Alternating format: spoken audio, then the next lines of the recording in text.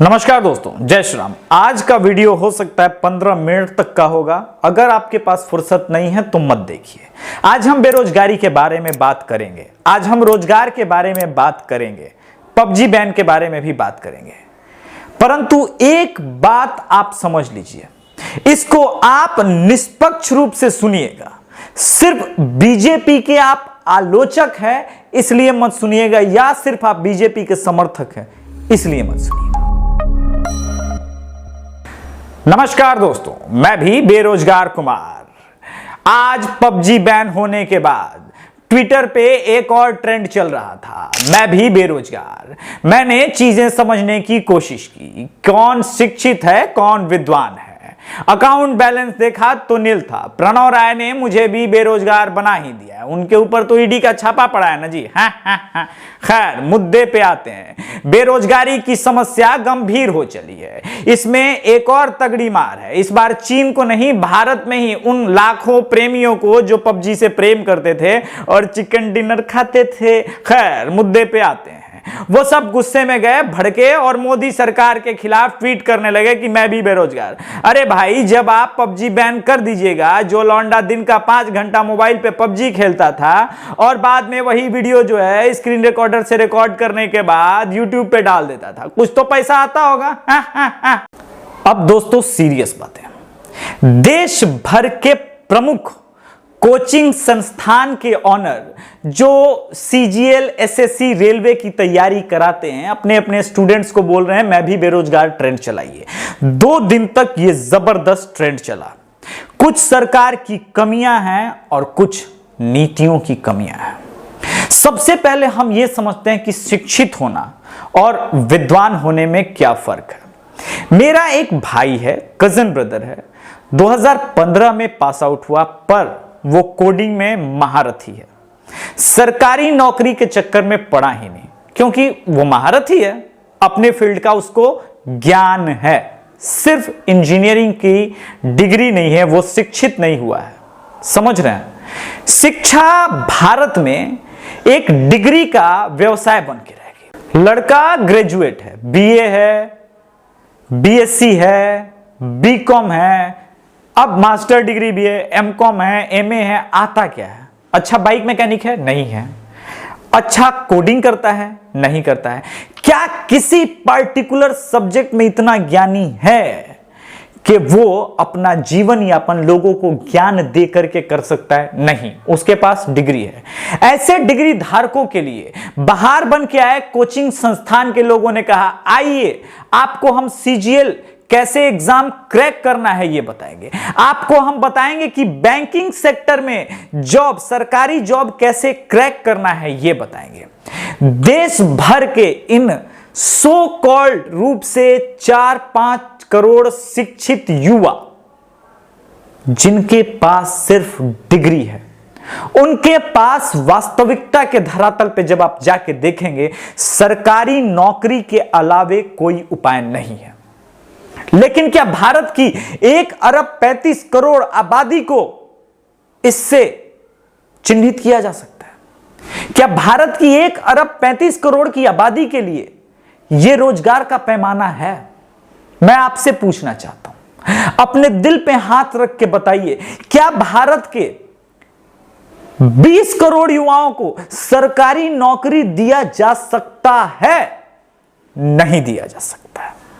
मुश्किल से भारत की कुल आबादी का 2% हिस्सा ही सरकारी नौकरी में सेंटर और स्टेट दोनों मिला के रह सकता है। आपने केरल का एग्जाम पैटर्न नहीं देखा, वहां भी सरकारी वैकेंसियां पिछले 30 सालों से कम हो रही है। आपने चेन्नई नहीं देखा, राजस्थान नहीं देखा, सीधे 2014 से 2020 मोदी सरकार का देखा। यह दिखाया जा रहा है। 35 लाख लोगों ने इस मामले को लेकर के मैं भी बेरोजगार, रेलवे, एसएससी को लेकर के ट्वीट किए। मैं मान लेता हूं एक आदमी ने सिर्फ 3 ट्वीट किए, यानी 10 लाख युवाओं ने। निश्चित रूप से वो बेरोजगार हैं, पर आप समझिए ये 10 लाख युवा या 1 करोड़ युवा भारत नहीं है, यहां आज भी एक लार्ज चंक आबादी है जो दिन रात मेहनत करके अपने 2 वक्त के खाने का जुगाड़ कर पाती है। अब आप पूरे पैंडेमिक सिचुएशन को समझिए। मैं आ रहा हूं जीडीपी पे, जीडीपी के झूठ पे भी आएंगे। अब आप पूरे पैंडेमिक सिचुएशन में भारत के साथ 2-3 चीजें हुई। भारत का लगभग 60% हिस्सा इस बार बाढ़ में डूबा रहा। कोरोना संकट अलग से, आपने सुना होगा कि प्रधानमंत्री ने पीएम केयर से लोगों के लिए आटा दाल चावल का, उन गरीबों के लिए जो कि कामदार हैं, रोज काम करने जाते हैं, जो बेरोजगार हुए हैं, इसमें उनके लिए खाने पीने की व्यवस्थाएं की, उनके घर तक यह सामान पहुंचाया जा रहा है। बिहार में जाऊं तो नीतीश कुमार ने लगभग हर अकाउंट में हजार रुपए दिए। परंतु आप इसको ब्रॉडर कैनवास पे जब आप लेके जाएंगे ना, इसका एक मूल कारण है शिक्षित होना और विद्वान होना। मैंने कहा कि मेरा एक भाई कजन है, और आपको एक और बात बता दूं, आप उसका उदाहरण छोड़ दीजिए। सागर नाम का लड़का जिसने मेरा वेबसाइट बनाया, क्या कोई व्यवस्था उसको बेरोजगार रख सकती है? नहीं रख सकती, क्योंकि वो कोडिंग जानता है, वो जानता है वेबसाइट कैसे बनाना है। वो कुछ दिनों बाद अपनी खुद की कंपनी खोलेगा वेबसाइट डिजाइनिंग की, और लोगों के लिए वेबसाइट डिजाइन करेगा। आप जब समय के साथ कंपीट न कर पाए तो सिर्फ सरकार पे ये दोष न दें। शिक्षा नीति बदलने को आई और 35 साल लग गए, कभी किसी सरकार पे किसी ने सवाल नहीं उठाया, किसी संपादक ने, किसी भी बड़े न्यूज वक्ता ने, कि आप शिक्षा नीति में ये किसको पैदा कर रहे हैं। भीड़ में एक और आदमी। दोस्तों, आप लोगों ने फिल्म फालतू तो देखी होगी। वो फालतू जिनके अंदर टैलेंट्स बहुत था, पर वो अच्छे कॉलेजों में एडमिशन नहीं ले पाते थे, क्योंकि 35% 40% पे आपने passing system, marking system, degree system तो ला दिया, उनके हाथ में डिग्री थमा दी, हुनर को पॉलिश नहीं किया। मैं मानता हूं हर एक इंसान के अंदर हुनर होता है। सरकार का काम है हुनरमंद पैदा करना, रोजगार की कमी नहीं रहेगी। दोस्तों, आप एक जब पैटर्न देखेंगे कि 1985 से लगातार सरकारी नौकरी में डिक्लाइन का दौर चालू है, चाहे वो कांग्रेस की सरकार रही हो, बीजेपी की, क्योंकि सरकार का भी मानना है कि कितने लोगों को हम नौकरी दे पाएंगे। यहां एक तबका ऐसा भी है जो कहता है सरकारी नौकरी जो है ना, थोड़ा आराम का काम है, टेबल के नीचे भी मिल जाता है। अगर मेरी बात में झूठ हो ना, मैं समाज के उसी सोच का हिस्सा हूं, तो मैं जानता हूं आप मेरी बातों को झुठला नहीं पाएंगे। एक तबका है जो सरकारी नौकरी पाने के लिए 15 लाख, 20 लाख, 8 लाख, 10 लाख घूस देता है। आप उम्मीद कर सकते हैं वहां पे ईमानदारी पूर्वक काम होगा। इसीलिए मैं कहता हूं कि जब इंफ्रास्ट्रक्चर, नींव खराब हो तो मकान नहीं बनेगा। इसलिए मकान को बदलने की जरूरत है, और यह बदलाव कम से कम 10-12 साल का लंबा प्रोसेस है। नई शिक्षा नीति जब पूरी तरह से लागू हो जाएगी, 2 पीढ़ियां बनानी पड़ेगी, तब जाके भविष्य बनेगा। वरना एक एक करके ग्रेजुएट लड़का पैदा होता जाएगा और बेरोजगारों की संख्या में 1+1 बढ़ता जाएगा। यही वास्तविकता है। बात करते हैं जीडीपी आंकड़ों पे और रेलवे की नौकरी पे। कुछ लोगों ने कहा कि रेलवे की वैकेंसियां तो निकाली जा रही है, लेकिन एग्जाम नहीं हो रहा है। आपने ये सोचा कि पिछले 6 महीने से जो देश भर के रेलवे एम्प्लॉय हैं, उनको बिठा करके सरकार सैलरी दे रही है। यह पूरी दुनिया के लिए आपातकाल है। कुवैत अपने सरकारी एम्प्लॉयज को पैसे नहीं दे पा रहा है। भारत में एक तबका है जिसको रिटायरमेंट के बाद भी पेंशन मिलता है। ऐसे पैंडेमिक सिचुएशन में जब जीडीपी -23, और ये क्वार्टर का है, ईयरली नहीं है। अब बिजनेस टुडे ने ये ग्राफिक्स तो दिखाई कि -23% है, पर क्या ये फेयर कंपैरिजन था? नहीं था। इनमें से कई ऐसे देश हैं जहां पे लॉकडाउन लगा ही नहीं था, या लगा भी तो पहले लगा या बाद में लगा। फेयर कंपैरिजन मैं आपको बताता हूं कि जिस टाइम का कंपैरिजन करना है, अगर उसी लॉकडाउन का निकाला जाएगा तो अमेरिका यानी यूएसए में 31% माइनस में है जीडीपी, सबसे मजबूत इकोनॉमी दुनिया की। इसका यह मतलब नहीं कि अमेरिका तहस नहस हो गया।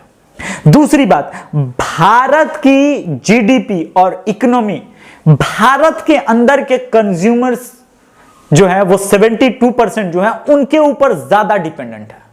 इसलिए भारत की इकोनॉमी, आपको यही न्यूज विश्लेषण करता आपको याद होगा, जब मोदी सरकार के शुरुआती दौर में 2015 में जीडीपी अच्छी थी, तब ये कहते थे कि ये सिर्फ आंकड़े हैं, इससे गरीबों का पेट नहीं भरता है। और अब जब इस पेंडेमिक सिचुएशन में सरकार लॉकडाउन के बावजूद, लॉकडाउन जब हो रहा था तो किस राज्य सरकार ने मना किया था लॉकडाउन से? कांग्रेस ने मना किया था। उल्टे राजस्थान और पंजाब के तो कांग्रेस वो बोल रहे थे कि नहीं, एक्सटेंड कीजिए, एक्सटेंड कीजिए, मुसीबत बढ़ रही है, मुसीबत बढ़ रही है। बंगाल से लेकर के आम आदमी पार्टी की दिल्ली, क्योंकि दिल्ली सल्तनत पे फिलहाल उन्हीं का कब्जा है, सल्तनत कह सकते हैं ना, खैर सेकुलरिज्म थोड़ा सा बढ़ावा दे रहे हैं। ये तमाम लोग मोदी सरकार को आज जो कोस रहे हैं, ये 3 महीने पहले जो कह रहे थे नहीं लॉकडाउन किसी भी तरह एक्सटेंड कीजिए, लॉकडाउन होना ही चाहिए, लोगों की जान से समझौता नहीं कर सकते, जीवन से समझौता नहीं कर सकते, आज जो कोस रहे हैं ना, मैं उसका कारण बताता हूं। उत्तर प्रदेश का चुनाव मात्र 2022 में और ये 2020 है। अभी से अगर ये विपक्ष नैरेटिव नहीं बनाएगा, ये दरबारी पत्रकार नैरेटिव बिल्ड नहीं करेंगे कि मोदी सरकार तो फेल हो गई, रोजगार है ही नहीं है, खत्म हो गया भाई, एकदम खत्म। यही द प्रिंट के शेखर गुप्ता का 2019 में चुनाव के बाद का विश्लेषण है कि मैं कई ऐसे जगहों पे गया, गरीबों से मिला, जो इस भारत की इकोनॉमी का रजिस्टर्ड तबका नहीं है, जो जॉब का ग्रोथ दिखाता है, उसको प्रधानमंत्री मुद्रा लोन मिला, वो खुद का स्वयं रोजगार खोले हुए। ये कोचिंग सेंटर, ये कौन लोग हैं? ये जो पैदा करते हैं कि अच्छा तुमने हिस्ट्री से ग्रेजुएशन की है ना, कोई बात नहीं, तुमको बैंकिंग सेक्टर में कैसे नौकरी लेना है मैं बताता हूं। अच्छा तुम इंजीनियर हो, अच्छा तुम्हें कुछ नहीं आता, मैकेनिकल इंजीनियर होकर के भी तुम्हें जीरोथ लॉ पता नहीं है, तुम्हें थर्मोडायनेमिक्स पता नहीं है, तुमको फ्लूइड मैकेनिक्स पता नहीं है, कोई बात नहीं, आओ मैं तुमको बैंकिंग की तैयारी कराता हूं। लड़का रीजनिंग बना रहा है, ब्लड रिलेशन देख रहा है। यह वास्तविकता है और इसी धरातल पे आप जी रहे हैं, इसको आप इग्नोर नहीं कर सकते। इस तरह से जो चीजें सिस्टम में आएंगी, बेरोजगार 1+1 होता जाएगा, इसको बदलने की जरूरत है। आप मोदी सरकार को हटा के कांग्रेस को ला देंगे, ममता बनर्जी को ला देंगे, इसमें बदलाव नहीं होगा। सरकारें भी बदलाव नहीं करना चाहती हैं। चलते चलते दोस्तों, मुझे इस स्वर्ण अवसर पे एक महान अर्थशास्त्री याद आते हैं, जिन्होंने एक बाबा, साधु बाबा के सपने में आया कि यहां पे बहुत सारा सोना गड़ा है। अर्थशास्त्री जी उठे, बोले भाई गजब, बाबा ने बोला है यहां पे सोना है, गड़ा हुआ है, खुदाई करवाइए। और उत्तर प्रदेश में खुदाई चालू हो गई। 5 दिन तक मजदूरों को लगा के खुदाई करवाया। फिर बाबा को सपने में आया, अरे ठीक है यहां पे सोना नहीं मिला, एक और जगह वहां खुदाई करवाओगे क्या? तब तक हंसी हो चुकी थी, पूरी दुनिया देख रही थी कि सरकार क्या कर रही है। बाबा जानते हैं ना वो कौन है, और महान अर्थशास्त्री आप लोग जानते हैं ना कौन है। रहने दीजिए, नाम लेंगे तो भाई हो जाएगा कि पक्ष ले रहा है विपक्ष ले रहा है। वास्तविकता के धरातल पे सत्यम कंप्यूटर्स जब भारत में डूबी थी, 3 लाख इंजीनियर बेरोजगार हो गए थे। इसको कहते हैं बेरोजगारी, क्योंकि जब वो जिसके अंदर हुनर है वो बेरोजगार होने लगे तो भारत की आबादी 1,35 करोड़ और 50 लाख, अगर मोदी सरकार सेंटर के सभी नौकरी अब भी अनाउंस कर दे तो 50 लाख मैक्सिमम जॉब जनरेट कर सकती है। ये 50 लाख की आबादी भारत की बेरोजगारी खत्म नहीं कर सकती। इस क्लर्कियल सिस्टम ने, जो आईएएस बनाता है, ब्यूरोक्रेट बनाता है, या फिर आप जो एसएससी से पदाधिकारी बनते हैं, ये भारत की चेन व्यवस्था में एक और आदमी जुड़ता है। इससे बेरोजगारी दूर करने का कोई उपाय नहीं है। इसलिए सरकारी नौकरी को लेकर के जो लोग हंगामा कर रहे हैं कि बेरोजगारी बढ़ रहा है, उससे बेरोजगारी का दूर दूर तक कोई रिश्ता नहीं है। एक जबरदस्त गुड न्यूज सुनाता हूं कि 154% का टाटा मोटर्स का ग्रोथ हुआ अगस्त महीने में, वो भी अनलॉक आधा अधूरा खुला है तब। इसीलिए दोस्तों ज्ञानी बनिए, डिग्रीधारी शिक्षक बनेंगे ना, 1+1 बेरोजगार बढ़ते जाएंगे देश भर में। जय श्री राम।